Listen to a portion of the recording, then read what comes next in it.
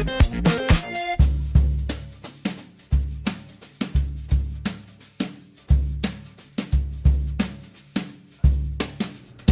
what is up guys, I'm KBHD here, and this is Apple's new flagship phone for the next year, the iPhone 6. So there's a new design this year for Apple's flagship, and of course the theme here is thin and light. This phone is 6.9 millimeters thin, and it's all one piece of aluminum rounded off at the corners.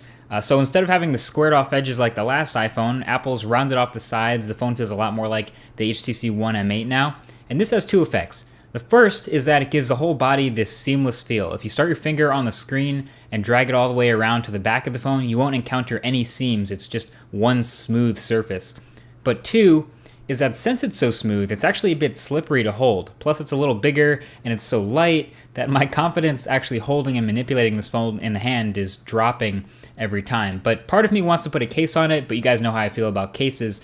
So a high quality skin will suit me just fine. And of course Dbrand has a couple of badass skins for the iPhone 6 to help out this gripability. So I'll leave links to those right below the like button if you want to check those out. Highly recommended. But the rest of the build of this phone is definitely awesome. It's a bit bigger than the last iPhone, but I think it's a much better size now. And you only take a few minutes to get used to it before you look back at the iPhone 5S and it starts to look like a toy.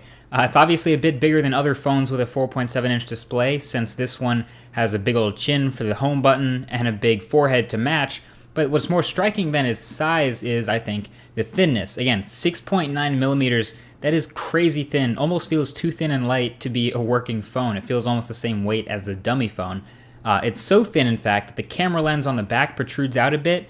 Now, this turns out to be not a huge deal since it's coated in sapphire anyway, and it just rocks a bit when it's placed on a flat surface, but that's minor.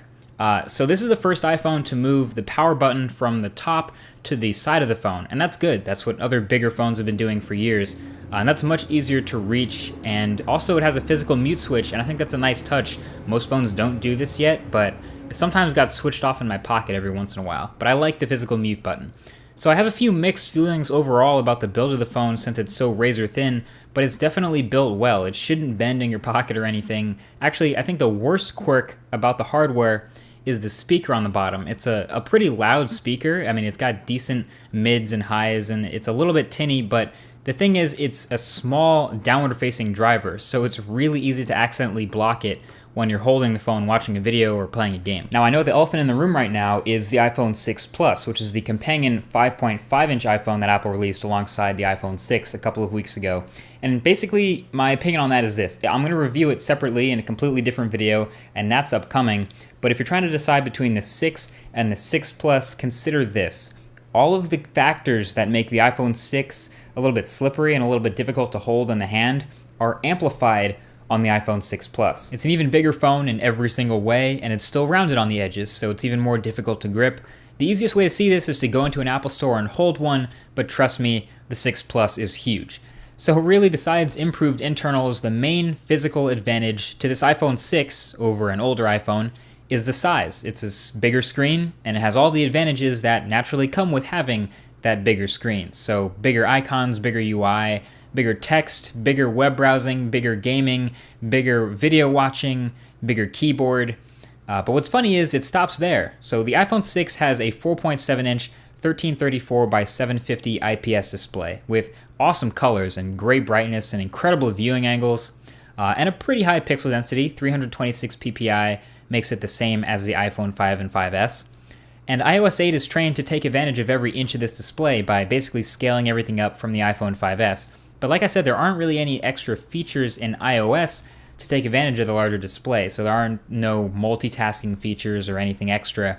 There is Apple's interestingly implemented reachability, which is basically to make one-handed use easier, so you can double touch the home button to move the UI halfway down the display so you can interact with the top half of stuff. I sometimes use this to reach those top corner buttons in apps or pull down the notification bar when I'm feeling lazy, but yeah, that's about it as far as Apple's extra features for a big screen go.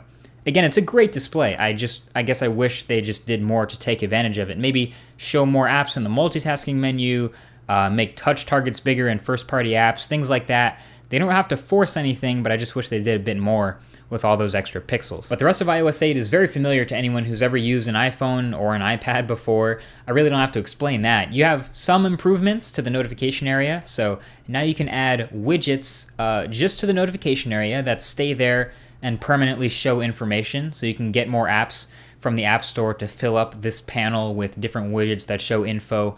And you can kind of mess around with these and get shortcuts and real-time stats and info and stuff, and that's nice.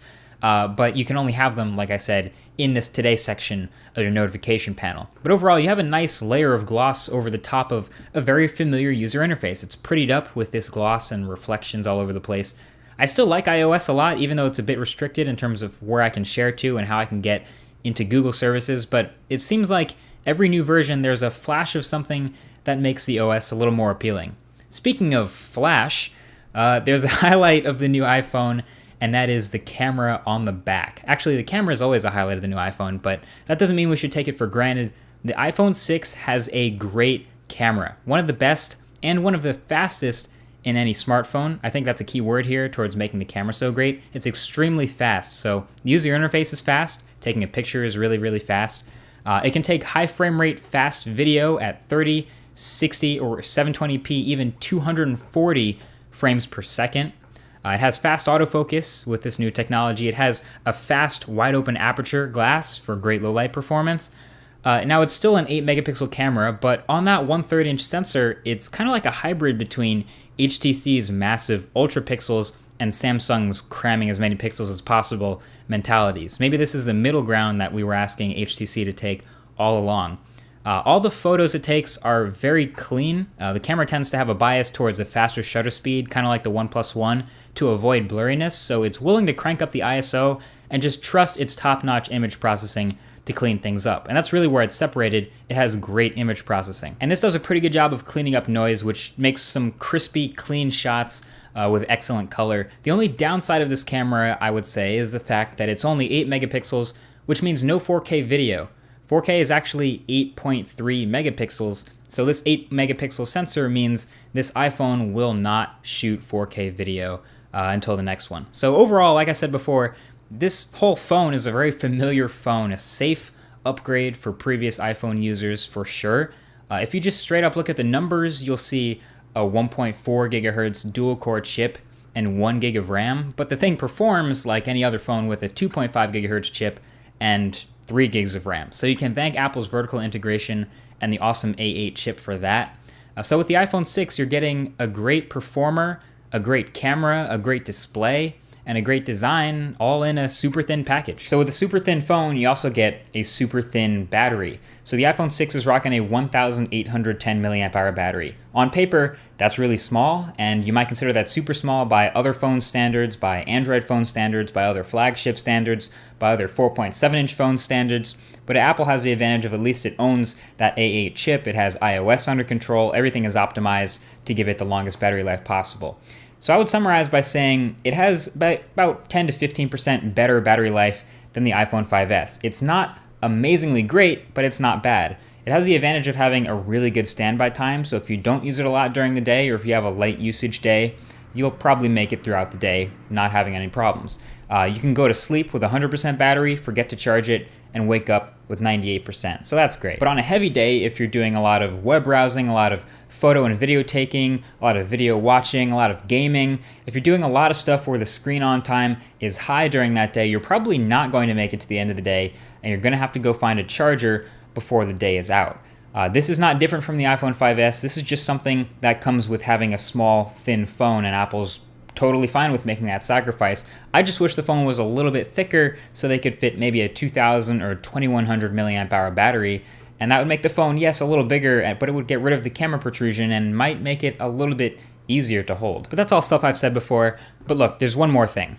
iOS isn't perfect. There are hiccups sometimes. There are bugs sometimes. There was that 8.0.1 update that freaking bricked the phone, but they quickly fixed that. But this is the first time in a while that I've seen a significant lag in major developers getting their apps updated to iOS 8 on this bigger iPhone, especially the 6 and the 6 Plus.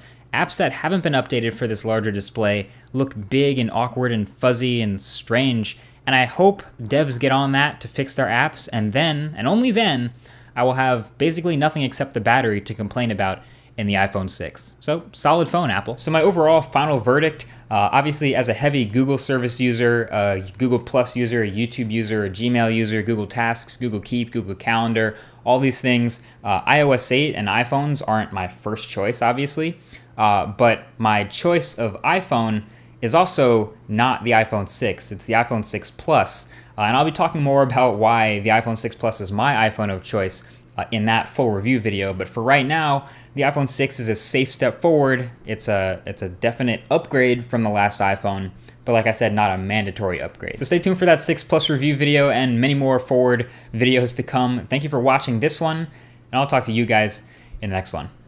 Peace.